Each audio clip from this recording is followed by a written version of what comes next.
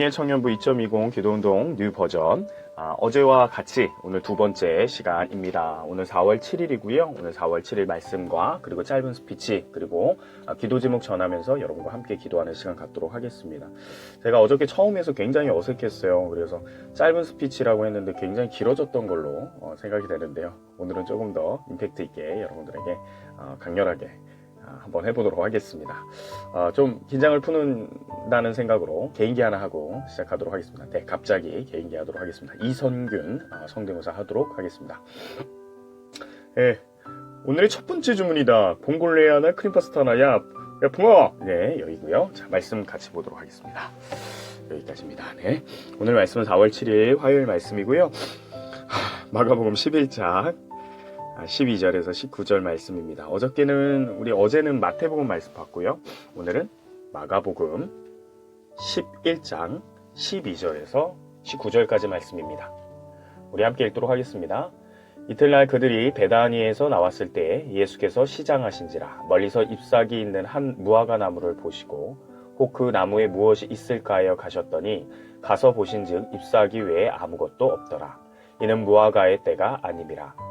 예수께서 나무에게 말씀하여 이르시되 이제부터 영원토록 사람이 내게서 열매를 따 먹지 못하리라 하시니 제자들이 이를 듣더라. 그들이 예루살렘에 들어가니라. 예수께서 성전에 들어가사 성전 안에 매매하는 자들을 내쫓으시며 돈 바꾸는 자들의 상과 비둘기 파는 자들의 의자를 둘러 엎으시며 아무나 물건을 가지고 성전 안으로 지나다님을 허락하지 아니하시고 이에 가르쳐 이르시되 기록된 바 내 집은 만민이 기도하는 집이라 칭함을 받으리라고 하지 아니하였느냐. 너희는 강도의 소굴을 만들었도다 하시매 대제사장들과 서기관들이 듣고 예수를 어떻게 죽일까 하고 꾀하니 이는 무리가 다 그의 교훈을 놀랍게 여김으로 그를 두려워함이러라. 19절까지죠. 그리고 날이 저물매 그들이 성 밖으로 나가더라. 아멘. 일단은 우리 육하 원칙으로 해갖고 우리 한번 말씀을 보도록 하겠습니다. 누가 등장합니까? 예수님과 제자들 그리고 그 주변 배경 인물들이 오늘 말씀 가운데 등장하고 있습니다. 그리고 언제입니까? 12절 보면 이틀날 이렇게 되어 있는데요. 우리 어제 말씀 본 것처럼 예루살렘을 입성하신 후에 이틀이 지난 때 이야기입니다. 예수님께서 예루살렘을 들어가셨다가 이후에 근처에 있는 베단이라는 동네로 가셨다가 이틀이 지난 후에 다시 예루살렘으로 들어오시게 된 거죠. 그러니까 예루살렘에 처음 입성하신 후 이틀이 지난 후에 베다니를 거쳤다가 다시 예루살렘으로 온 것입니다. 그렇게 장소적인 배경적인 설명이 있고요. 자, 그리고 무엇을 하셨습니까? 예수님께서 두 가지를 하셨어요. 무화과 나무를 보시고 저주하셨고요. 그리고 성전에 들어가셔서 우리가 흔히 이야기하는 성전을 청소하십니다. 근데 어떻게 저주하시고 여러분 어떻게 청소를 하십니까? 첫 번째, 무화과 나무를 저주하는 그 과정은 이렇습니다. 무화과 나무를 멀리서 보시죠. 잎사귀가 있는 것을 보십니다. 그래서 시장하셔서 가까이 가셨더니 잎사귀만 있고 열매는 없는 것을 보시고 열매 없음을 보시고 영원토록 열매가 없을 것이라고 이야기를 하십니다. 그리고 성전 청소는 어떻게 하십니까? 성전에 들어갔는데 장사꾼들이 있었어요. 당시에 이제 성전 안에 이제 원래 그렇잖아요. 우리가 성전에 갈 때 본인이 가지고 온 짐승들이나 곡식들이나 이런 것들, 헌물할 것들을 가져와서 하나님 앞에 제단 앞에 드리는데 시간이 지나면서 사람들이 그게 어려워지자 본인의 집에서 가져오지 않고 성전에 와서 돈을 가지고 와서 성전에 팔고 있는 짐승들이나 곡식들을 사서 이렇게 헌물하고 그랬습니다. 그래서 그 안에 장사하는 사람들이 있었던 거죠. 예수님이 그 모습을 보시고 이런 이야기를 하시죠. 성전 안에 물건을 가지고 아무나 지나다님을 허락하지 않았다라고 이야기를 하세요. 거룩함에 대해서 다시 한번 얘기하면서 그리고 또 이런 이야기를 하시죠. 이 성전은 만민이 기도하는 집이라 칭함받기를 하나님이 원하셨다. 하나님이 정말로 이 성전이 쓰임받기를 원했던 용도는 만민이 기도하는 집이었다라고 얘기하면서 너희는 그런데 기도하는 집이 아니라 강도의 소굴로 너희가 만들었다 하면서 예수님께서 뒤엎으시죠. 막 청소를 하시는 거죠. 그렇다면 왜 그렇게 하셨느냐라는 거예요. 먼저 여러분 무화과 나무를 저주하신 이유와 그리고 성전을 청소하신 이유가 무엇 때문일까요? 여러분 생각해 보셨나요? 당연히 들으라고 하는 거죠. 보라고 하시는 거예요. 그러면 누가 듣고 누가 보라고 예수님이 이렇게 하셨겠어요? 물론 뭐 종교 지도자들이나 그 안에 있는 사람들이나 함께하는 자들라고 생각할 수 있겠지만 저는 딱 한 사람, 한 공동체를 좀 포인트를 잡고 싶습니다. 많겠지만 누구냐? 14절이죠. 영원토록 사람이 내게서 열매를 따먹지 못하리라 하시니 제자들이 이를 듣더라라는 거예요.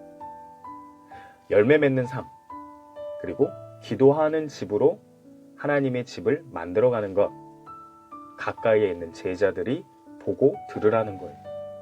결국 여러분, 하나님께 순종하면서 하나님이 원하시는 순종의 삶을 살아야 하는 자들이 가까이에 있는 제자들이기 때문에 제자들이 들으라고 보라고 예수님이 그렇게 하신 거죠. 순종하는 삶의 방향을 잡고 너희들은 이렇게 살아야 된다. 무화과나무는 원래 열매와 함께 잎사귀가 같이 열리게 되어 있습니다. 그래서 열매가 보이지 않고 잎사귀만 보였을 때 예수님이 가까이 가신 이유는 잎사귀가 있으면 반드시 열매가 있다라는 것을 예수님이 상식적으로 아셨기 때문이에요. 그런데 갔는데 몸은 있고 겉으로 봤을 때는 열매가 있는 것처럼 보였는데 막상 찾아보니 열매가 없었던 거예요. 제자들에게 얘기하는 거죠. 들으라고 하시는 거예요. 영원토록 너는 열매를 맺지 못할 거다. 무화과나무에게 하시면서 너희는 반대로 열매 있는 삶을 살아.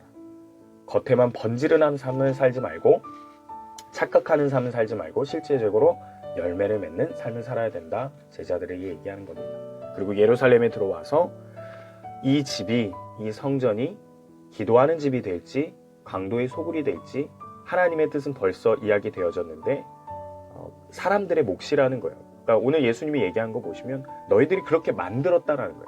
원래는 기도하는 집이라고 칭함받기를 원했는데 강도의 소굴로 너희가 만들었다라는 거예요. 그 말은 뭐냐면 너희가 강도의 소굴이 아니라 기도하는 집으로 만들어야 된다는 거예요.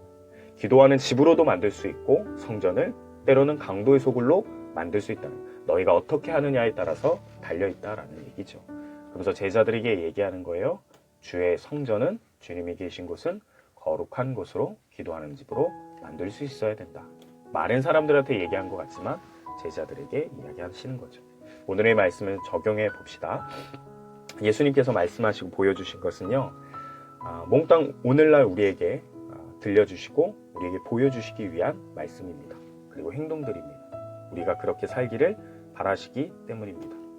오늘 예수님께서 여러분들에게 보여주시면서 이렇게 질문한다라고 생각하길 바랍니다. 그리고 그렇게 오늘 말씀 마무리하려고 합니다.